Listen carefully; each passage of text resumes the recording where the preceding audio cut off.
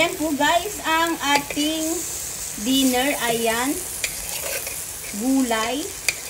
Ayan, ang dami pa nating nilagay na malunggay po dyan guys. Tapos, eto, sigarilyas at saka yung sitaw. Tsaka kalabasa guys. Ayan.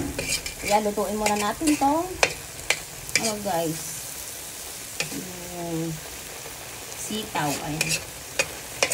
Ito, kanyan. Wala tayong sili guys, kaya okay na yan.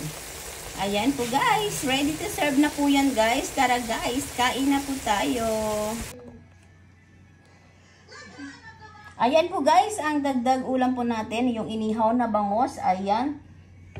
Tapos may kalamansi at saka sili guys. Ayan, di na natin yan sinahog doon sa gulay kasi may sahog na pong karne yung ating ano po guys, gulay. Ayan, eto, inihaw na lang to. Tapos, gagawin po natin dito guys, isawsawan po natin to.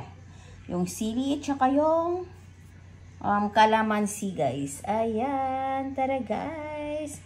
Kain na po tayo. Ayan, yummy yummy dinner.